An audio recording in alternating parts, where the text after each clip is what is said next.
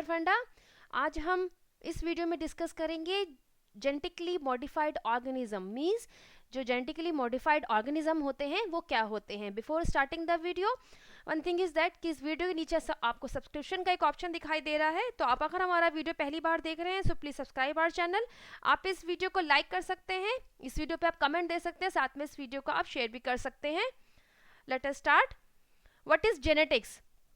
Genetics क्या है? अगर हम इस जेनेटिक टर्म की बात करें तो हम किस फील्ड को जेनेटिक्स कहते हैं? जेनेटिक्स साइंस की वो ब्रांच है जो कि एक जनरेशन से दूसरी जनरेशन में किस तरीके से कैरेक्टर जो हैं और या प्रॉपर्टीज उनके जो गुण हैं वो किस तरीके से पास ऑन होते हैं और एक जनरेशन से दूसरी जनरेशन में जाते हुए उनमें किस तरीके का बदलाव आता है, किस तरीके से उन कैरेक्टर्स में चेंज आता है। This is the field of genetics. Means genetics is a branch of science that deals with the inheritance and variation of the character. Characters में एक जनरेशन से दूसरे जनरेशन में पास ऑन होते हुए किस तरीके से उनके अंदर चेंज आता है, किस तरीके से जो जीन का एक्सप्रेशन है वो चेंज होता है और किस तरीके से जो प्रॉपर्टीज हैं, जो बिहेवियर है वो पास ऑन होता है। This is the means of genetics. Gene क्या है? What is gene? Gene is a segment of DNA. अगर इसके डेफिनेशन देखें तो gene is a segment of DNA. And what is DNA? DNA is a genetic material. Cell का जो genetic material है वो डीएनए है। हमने सेल के वीडियो में और से प्रीवियस वीडियो में भी हमने डीएनए के बारे में एक अलग से एक बिल्कुल सेपरेट वीडियो भी बनाया गया है। That is what is DNA, इसका कंपोजिशन क्या है और साथ में आरएनए क्या है। So DNA is a genetic material और जो डीएनए का एक पार्ट है, एक सेगमेंट है, उसको जीन कहा जाता है। So gene is a segment of DNA that code for RNA, जो कि आरएनए को कोड करता है। और ये आरएनए क्या करता है? यही आरएनए आगे प्रोटीन को कोड करता है, प्रोटीन सिंथेसिस करता है। So this is the that कि डीएनए से आरएनए बनता है और आरएनए ही आगे प्रोटीन को कोड करता है। So what is gene? Gene is a part, is a segment of DNA जो कि आरएनए को कोड कर रहा है। So this is a definition of a gene. And what is genetics? Genetic is a science की वो branch जो कि किस तरीके से कैरेक्टर एक जनरेशन से दूसरे जनरेशन में पास ऑन होते हैं, उनके अंदर क्या चेंजेस आते हैं, उनका क्या बिहेवियर होता है, इस फील्ड को कहा जाता है जेनेटिक्स। आज हम इस वीडियो में बात करेंगे कि जो जेनेटिकली मॉडिफाइड ऑर्गेनिज्म होते हैं वो क्या होते हैं। ये एक करंट टॉपिक है, देखा जाए तो इस फील्ड में बहुत रिसर्च हो चुकी है और काफ़ी सारी वैरायटीज इवन प्लांट और एनिमल्स में जो है बनाई जा चुकी हैं। एंड आज हम इस वीडियो में देखेंगे कि ये क्या होती हैं और फर्स्ट टाइम किसने जीएमओ का प्रोडक्शन किया, या जीएमओ की जो इसकी हिस्ट्री वो क्या है। जेनेटिकली मॉडिफाइड ऑर्गेनिज्म, जैसे कि नाम सजेस्ट होता है, मींस जब किसी ऑर्गेनिज्म में जीन्स का उसका मॉडिफिकेशन किया जाता है, उसमें बदलाव किया जाता है, तब जो ऑर्गेनिज्म की उत्पत्ति होती है उसको हम जीएमओ कहते हैं। और जेनेटिकली मॉडिफाइड ऑर्गेनिज्म मींस जब किसी ऑर्गेनिज्म में जो उसका जो जेनेटिक मटेरियल है, दैट मींस डीएनए है, उसको बदल दिया जाता है। और वो कैसे बदला जाता है? That is with the help of the genetic engineering techniques. एक सर्टन टेक्नोलॉजी है, एक टेक्निक डेवलप की गई साइंटिस्ट के द्वारा कि किस तरीके से जीन्स में बदलाव किया जा सकता है, जिससे कि हमें अगर हम किसी ऑर्गेनिज्म में मे बी किसी प्लांट, किसी एनिमल में कुछ ट्रेट, कुछ कैरेक्टर में बदलाव चाहते हैं, तो मीन्स हमें उनके अंदर कुछ जो हम चाहते हैं कि हमें इसमें ये डिजायरेबल है या हम उसके अंदर ये प्रॉपर्टी और इंक्लूड करना चाहते हैं, तो उसके मुताबिक उसका डीएनए, उसका जो जेनेटिक मटेरियल है वो चेंज किया जाता है। और वो चेंज किया जाता है with the help of the genetic engineering techniques. अब जो ऑर्गेनिज्म पैदा होता है उसको कहते हैं जेनेटिकली मॉडिफाइड ऑर्गेनिज्म। अब ट्रांसजेनिक ऑर्गेनिज्म क्या होते हैं? ट्रांसजेनिक ऑर्गेनिज्म मींस कि अगर ये देखा जाए तो दिस इज ये एक कहा जाए एक स्पेशल केस ही है। This is a special case of GMO और जेनेटिकली मॉडिफाइड ऑर्गेनिज्म। इसमें क्या होता है कि जो ऑर्गेनिज्म का जेनेटिक मटेरियल है उसको बदला जाता है, लेकिन उसके अंदर अब जो जेनेटिक मटेरियल डाला जाएगा वो किसी अनरिलेटेड ऑर्गेनिज्म से डाला जाएगा। मींस वो किसी और स्पीशीज से बिलोंग करेगा जिसके कैरेक्टर हम चाहते हैं कि हम इसके अंदर भी वही बदलाव, वही कैरेक्टर चाहते हैं। सो हम उसका जीन, किसी और स्पीशीज का जीन जो हम जाति को बदलना चाहते हैं या फिर हम जिस ऑर्गेनिज्म में वो बदलाव चाहते हैं उसके अंदर उसको इंसर्ट किया जाता है। That means an organism whose genetic material has been modified, उसके अंदर बदलाव किया जाता है, उसके जेनेटिक मटेरियल में बदलाव किया जाता है। और कैसे किया जाता है? जब किसी और जेनेटिक मटेरियल को उसमें ऐड किया जाता है। और वो जेनेटिक मटेरियल कहाँ से आता है? That is from an unrelated species, किसी और जाति से, किसी और स्पीशीज से जिसका हम कैरेक्टर चाहते हैं उसके अंदर। इसका एक एग्जाम्पल है गोल्डन राइस। जैसे कि आप सब जानते हैं जो चावल होता है वो सफेद रंग का होता है, बट 2005 में एक अनाउंसमेंट की गई कि ये गोल्डन राइस का एक एक्सपेरिमेंट किया गया है, ये गोल्डन राइस का प्रोडक्शन किया गया है। जैसे कि आप पिक्चर में देख रहे हैं, इस गोल्डन राइस की खासियत क्या थी? इस गोल्डन राइस की खासियत ये थी कि that is it has vitamin A. इसके अंदर चावल की खूबियों के साथ साथ विटामिन ए भी था।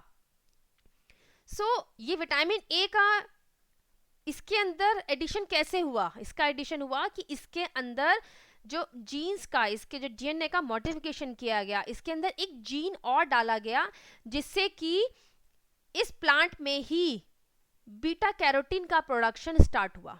बीटा कैरोटीन, अब बीटा कैरोटीन क्या है? Beta carotene is a precursor of vitamin A. Vitamin A को जो बनने की जो पहले की स्टेप है, प्रिकर्सर होता है, that means one step previous, that is a beta carotene. So beta carotene is a precursor of vitamin A. So इस तरीके से राइस के अंदर जीन्स ऐड किए गए जिससे कि इसमें इंटरनली ही बीटा कैरोटीन पैदा होने लगा। Beta carotene is a precursor of vitamin ए। अब जो गोल्डन राइस, जो राइस की जो जाति पैदा हुई, उसको नाम दिया गया गोल्डन राइस। और इसके अंदर खूबी ये थी कि इसके अंदर विटामिन ए भी था प्रचुर मात्रा में। बट ये 2005 में अनाउंसमेंट हुई थी, स्टिल इसका अभी भी कोई कमर्शियल प्रोडक्शन अभी भी नहीं है। There is still no commercial production of golden rice. So यहाँ सिर्फ हमने इसका जो एग्जाम्पल लिया है ये बताने के लिए लिया है कि that is what is a transgenic organism और किस तरीके से उनके कैरेक्टर में चेंज आता है। हमें डिजायरेबल था कि हमें से विटामिन ए की भी क्वांटिटी चाहिए। उसके लिए इसके अंदर ऐसे जीन्स ऐड किए गए जो कि इसके अंदर बीटा कैरोटीन को इंड्यूस कर रहे थे। बीटा कैरोटीन पैदा हो रहा था जो कि विटामिन ए को, दैट मीन्स आगे जाके उसको ओरिजिनेट कर रहा था। अब जो जेनेटिक मॉडिफिकेशन किया जाता है स्पीशीज में, ऑर्गेनिज्म में, वो किस तरीके से किया जाता है? जेनेटिक मॉडिफिकेशन किया जाता है deletion of gene. Deletion of genes होता है या तो किसी एक स्पेसिफिक पर्टिकुलर जीन का निकाल लेना, उसको डिलीट कर देना। और सेकंड में भी insertion. First is a deletion of gene. आप किसी जीन्स का हम नहीं चाहते कि हमें वो एक्सप्रेशन चाहिए, हमें वो कैरेक्टर चाहिए, तो that means deletion of gene, उस जीन को वहां से निकाला जा सकता है। ये हम बता रहे हैं कि इसकी किस तरीके से जो दैट मीन्स जो जेनेटिक मॉडिफिकेशन है वो कैरिड आउट हो सकता है। क्या क्या तरीके हैं जिसके द्वारा जेनेटिक मॉडिफिकेशन किसी ऑर्गेनिज्म में किया जा सकता है? तो first thing is a deletion of gene. Genes का हटा देना वहां से। अगर हमें वो कैरेक्टर नहीं चाहिए, वो डिजायरेबल कैरेक्टर नहीं है हमारे लिए, तो हम उस जीन को वहां से हटा देंगे। सेकेंड तरीका हो सकता है, दूसरा तरीका हो सकता है इंसर्शन। इंसर्शन का मतलब है कि किसी एक पर्टिकुलर जीन का जो डिजायरेबल है उसका इंसर्शन कर देना, उसको हमें अपने ऑर्गेनिज्म के जीन्स का जो जीन जो उसका मटेरियल है, जेनेटिक मटेरियल है, उसमें उसका एडिशन कर देना एक एक्स्ट्रा जीन का, that is the insertion. What is mutation? तीसरा टाइप है म्यूटेशन। म्यूटेशन होता है that is the sudden change in the gene expression.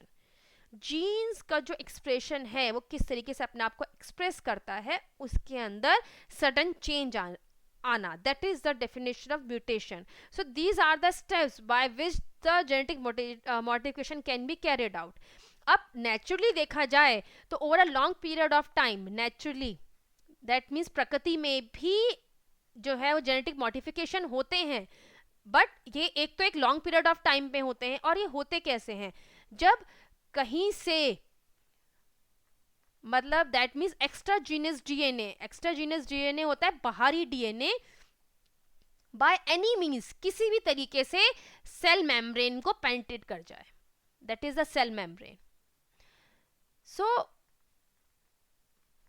अगर देखा जाए तो नेचुरली भी जेनेटिक मॉडिफिकेशन होता है, वो तब होता है जब कोई बाहरी डीएनए किसी भी तरीके से सेल मेम्ब्रेन को पेनिट्रेट कर जाए, उसके अंदर एंट्री कर जाए।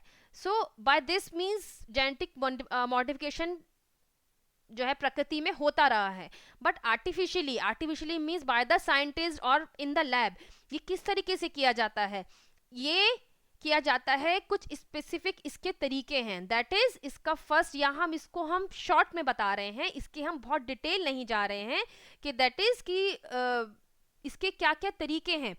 वो सिर्फ हमने यहाँ पे इसको एक लाइन में एक्सप्रेस किया है, इसका पूरा होल प्रोसेस हम नहीं बता रहे हैं। Artificially it is done by the gene attaching to a virus. Gene को एक वायरस पे अटैच कर दिया जाता है, this is one method. Second method is that कि जो एक्स्ट्रा डीएनए हमें ऐड करना है सेल में, न्यूक्लियस में, उसको with the help of a small syringe के तरीके से उसको अंदर इंसर्ट कर दिया जाता है इनटू द न्यूक्लियस। सो और इसका तीसरा तरीका हो सकता है with the help of the gene gun. Gene gun का इस्तेमाल भी किया जा सकता है to induce that extra DNA, that extra genetic material into the nucleus. Fourth इसका एक तरीका हो सकता है that is the electric impulse. Through the electric impulse this process can be done. That means जो डीएनए, जो जेनेटिक मटेरियल है, उसको सेल में डालना ये इलेक्ट्रिक इम्पल्स के तरीके से भी हो सकता है। So these are the method by which the genetic modification can be done artificially or in the lab. Now what is the history means कि इससे पहले किसने इस वर्क को किया? सबसे पहले किसका एक्सपेरिमेंट था कि दैट इज कि हम जेनेटिकली मॉडिफाइड कोई ऑर्गेनिज्म बना सकते हैं या उसके जो जीन्स में चेंज ला सकते हैं। So that done by the Herbert Boyer and Stanley Cohen. उन्होंने सबसे पहले जेनेटिकली मॉडिफाइड ऑर्गेनिज्म बनाया था इन 1973। उन्होंने क्या किया था कि एक बैक्टीरियम में से, they took a gene from a bacterium, एक बैक्टीरियम में से जीन ले लिया इसका। ये मान लीजिए बैक्टीरियम है, इसका एक जीन ले लिया और इस जीन में क्या किया कि इसको एक रेजिस्टेंस प्रोवाइड की against the antibiotic kanamycin. Kanamycin is a antibiotic, इसके अगेंस्ट इसको रेजिस्टेंस प्रोवाइड की गई इस जीन को। अब इस जीन को प्लाज्मिड में प्लेस कर दिया गया और इस प्लाज्मिड में एक और बैक्टीरिया को इंड्यूस किया गया जिससे कि एक और बैक्टीरिया इस प्लाज्मिड को टेकअप कर ले। सो जब इस बैक्टीरिया ने इस प्लाज्मिड को टेकअप किया जिसके अंदर वो जीन था जिसको एक रेजिस्टेंस प्रोवाइड की गई थी अगेंस्ट द एंटीबायोटिक कानामाइसिन। सो अब जो बैक्टीरिया उत्पन्न हुआ उसके अंदर इस कानामाइसिन के अगेंस्ट रेजिस्टेंस थी। So that is the experiment and that is the first time that how a genetically modified organism is made by Sir Herbert Boyer and Stanley Cohen in 1973 में। अब हम सेकेंड पॉइंट पे आते हैं, that is the brand name Flavor Saver. This Flavor Saver is a genetically modified tomato. एक tomato बनाया गया, वो जो स्पीशीज थी, जाति थी, वो जेनेटिकली मॉडिफाइड थी, उसका नाम था Flavr Savr. This is the first type of food, this is the first type of genetically modified food जिसको ह्यूमन कंजम्पशन के लिए परमिशन मिली थी। एंड इसकी खासियत ये थी कि इसकी जो शेल्फ लाइफ थी, शेल्फ लाइफ वो काफ़ी ज़्यादा थी। मीन्स जैसे टमाटर पक जाता है, अगर उसको बहुत टाइम तक रखें तो वो राइप हो जाता है, वो गल जाता है। इसकी खासियत ये थी कि इसकी जो शेल्फ लाइफ थी वो ज़्यादा थी। मीन्स ये आसानी से बहुत जल्दी सड़ता नहीं था, पकता नहीं था। एंड इसका जो नेम था, brand name, that is a Flavr Savr. This is the first genetically engineered food जिसको कि ह्यूमन कंजम्पशन के लिए लाइसेंस मिला था और परमिशन मिली थी. Let us come to the next slide. The first genetically modified animal, जो फर्स्ट जेनेटिकली मॉडिफाइड एनिमल था जो कमर्शलाइज, दैट मीन्स जिसको परमिशन मिली थी कि उसकी सेल हो सकती है as a pet, that is a glow fish. ये जो ग्लो फिश थी इसकी खासियत ये थी कि इसके अंदर एक फ्लोरोसेंट जीन डाला गया था. फ्लोरोसेंट जीन का एडिशन किया गया था. उस जीन की वजह से क्या होता था कि ये अंधेरे में भी ग्लो करती है. ये फिश, ये जो फिश है ये अंधेरे में भी ग्लो करती है under the UV light. So this is the first genetically modified animal जिसको कमर्शलाइज किया गया, दैट इज ग्लो फिश. अब सबसे पहले जो जेनेटिकली मॉडिफाइड प्लांट है वो कब बना? वो बना 1983 में. और वो क्या था? That is a tobacco plant जिसके अंदर एंटीबायोटिक रेजिस्टेंस थी, and that is made by the Michael Bevan and Richard flavour. ये सारे point exam, that means exam के तरीके से देखा जाए तो ये काफ़ी इंपॉर्टेंट पॉइंट्स हैं कि सबसे पहले जो जेनेटिकली मॉडिफाइड एनिमल था कमर्शलाइज वो क्या था. First genetically modified plant was produced in 1983 and that is a tobacco plant जिसके अंदर एंटीबायोटिक रेजिस्टेंस थी, और ये बनाया गया था by the Michael Bevan and Richard B Flavell. Let us come to the genetically modified crop. अब जो जेनेटिकली मॉडिफाइड क्रॉप होती है वो क्या होती है? ये जेनेटिकली इंजीनियर्ड, और या यहाँ कहा जाए ये वो क्रॉप होती हैं जिनका एग्रीकल्चर में यूज किया जाता है.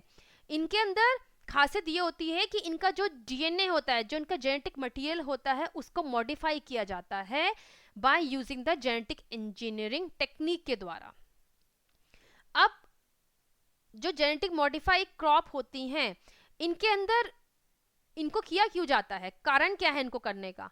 इनका कारण ये है कि क्यों इन क्रॉप्स को मॉडिफाई किया जाता है. जो हम कह रहे हैं कि एग्रीकल्चर में उनका यूज है, और इससे प्रीवियसली भी कहा जाए तो खेती बाड़ी में किसानों के द्वारा ये फसलें उगाई जाती थी. बट क्यों इनको हमें नीड पड़ी कि हमें इसको मॉडिफाई करना है? बिकॉज कि हम इनके अंदर कुछ इस तरीके के कैरेक्टर डालना चाहते थे जो कि पहले से नेचुरली उन पौधों में नहीं थे.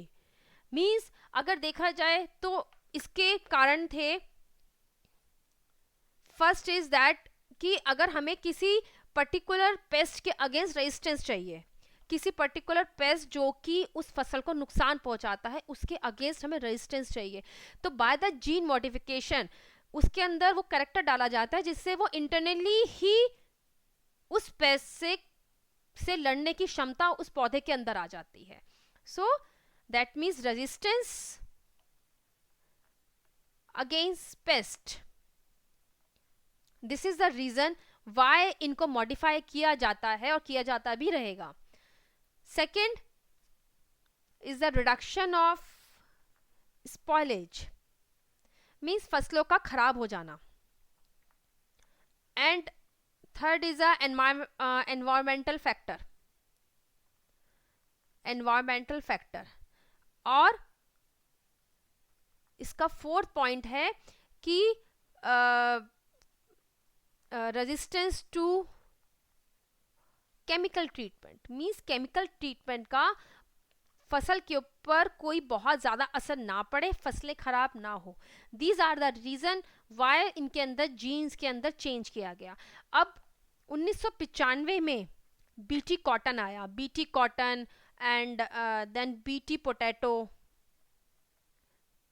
एंड बीटी मेज, ये सब जो है वैरायटी क्रॉप की आई गई. बीटी कॉटन की खासियत ये थी कि इसके अंदर जो बॉल वॉर्म होता है उसके अगेंस्ट रेजिस्टेंस थी. मींस इंटरनली जो बीटी कॉटन बनाया गया उसके अंदर एक कैपेसिटी थी कि वो बॉल वॉर्म के अगेंस्ट उसकी रेजिस्टेंस थी. बॉल वॉर्म रेजिस्टेंस, ये इसकी खासियत थी बीटी कॉटन की. इसका जो डिसएडवांटेज था बीटी कॉटन का वो ये था कि इसकी कॉस्ट किसानों को बहुत ज़्यादा पड़ती थी. So this is the reason कि बट देखा जाए तो इसका फ़ायदा बहुत था, क्योंकि इस बॉल वॉर्म के कारण फसलें ख़राब बहुत होती थी कॉटन की। बट जो बीटी कॉटन जो बीटी कॉटन का प्रोडक्शन किया गया, बनाया गया, उसमें ये कैरेक्टर डाला गया कि जिससे इंटरनली ही इसको बॉल वॉर्म के अगेंस्ट रेजिस्टेंस मिलती थी। ये इनका फ़ायदा है कि जेनेटिकली मॉडिफाइड क्रॉप को क्यों बनाया जाता है, उसका फ़ायदा क्या है। Now Dolly the ship. अब जो ये डॉली शिप बनाई गई थी, this is a domestic ship जिसको क्लोनिंग प्रोसेस के तरीके से बनाया गया था, और क्लोनिंग प्रोसेस किया गया था by sir Ian Wilmut and Keith Campbell. और ये जो डॉली शिप पैदा हुई थी, दैट इज द 1996 में इसकी अनाउंसमेंट की गई थी ऑन 5 जुलाई। और 2003 में इस डॉली शिप की डेथ हो गई थी because of the lung disease. So 1996 में जब ये एक्सपेरिमेंट किया गया, इस फोटो में ये सर विलमट के साथ ये डॉली शिप की पिक्चर है। This is a domestic ship. ये एक फर्स्ट मैमल था। जब 1996 में इसकी अनाउंसमेंट की गई, तब ये क्या था, it is a first mammal जिसको क्लोन किया गया था from a adult somatic cell. What is a somatic cell? Somatic cell होती हैं जो कि हमारी बॉडी में bone and blood and skin और जितने भी इंटरनल ऑर्गन्स होते हैं उनकी मीन्स ये उनका फॉर्मेशन करती हैं। उन सेल्स को हम सोमैटिक सेल्स कहते हैं। सो ये जो डॉली द शिप बनाई गई थी, ये क्लोनिंग प्रोसेस के थ्रू बनाई गई थी बाय द सोमैटिक सेल को क्लोन किया गया था by the process of nuclear transfer. अभी न्यूक्लियर ट्रांसफर प्रोसेस क्या है? इस न्यूक्लियर ट्रांसफर जो उसमें प्रोसेस में जो एग सेल होती है, एग सेल का न्यूक्लियस उसको निकाल दिया जाता है, इसको न्यूक्लियस को रिमूव कर दिया जाता है और इसकी जगह पे सोमैटिक सेल का न्यूक्लियस डाला जाता है। सो इसका जो अपना न्यूक्लियस है एग सेल का, उसको निकाल दिया गया और जो सोमैटिक सेल का न्यूक्लियस है उसको इसमें इंसर्ट कर दिया गया। नाउ अब ये दोनों जो एग का कंपोनेंट है और जो सोमैटिक सेल का न्यूक्लियस है, दोनों आपस में मिल जाते हैं। This is the process of nuclear transfer. इस न्यूक्लियर ट्रांसफर के प्रोसेस से सोमैटिक सेल की क्लोनिंग की गई और उस सोमैटिक सेल से डॉली शिप का जन्म हुआ इन 1996 में। और ये एक्सपेरिमेंट किया था by sir Ian Wilmut and Keith Campbell. After इसके जन्म के 6 साल बाद इस डॉली शिप की डेथ हो गई थी because of the lung disease. So this is all about the what are the GMO genetically modified organism। अगर आपको वीडियो पसंद आया तो आप इस वीडियो को लाइक कर सकते हैं, इस वीडियो को आप शेयर भी कर सकते हैं और साथ में हमारे चैनल को सब्सक्राइब भी कर सकते हैं। This is our current affair page, this is our Twitter handle link.